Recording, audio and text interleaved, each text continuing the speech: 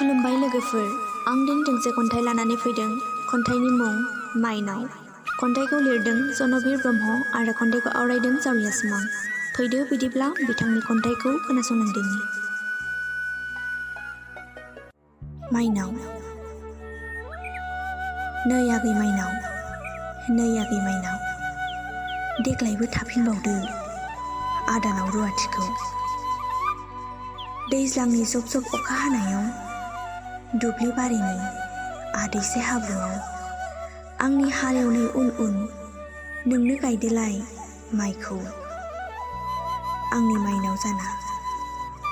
नै आगै माइनाव, नै आगै माइनाव, जेब्ला आं दुब्लियाव हालेवहैयो अब्ला नों आंनो ओंखामजों गांजेमा बाथोन देना हैनायजों आलियाव स्रें सानैजों जिरायना थोरसि गंसेयाव ओंखाम सोमजाना जानायनि उनाव अब्लादि नों आंनो गय फाथै जुना लांखालायो, आं बेखौ बोरै बावनो हानो आगै माइनाव।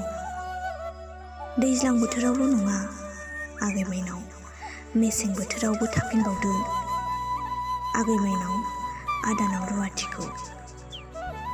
दैज्लां बोथोरनि नों गायनाय माइजोंनो नों जुदि राजिबा सानबायमोन आं आगै माइनाव, रुवाथिनि जायगायाव आंनि जिउनि माइनाव होनना। आरो न'खरनि लोक्षि बिहामजो माइनाव।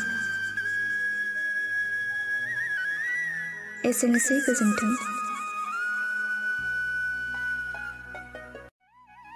खन्थाइखौ मोजां मोनदोंब्ला लाइक, शेयार आरो कमेन्ट खालामदो।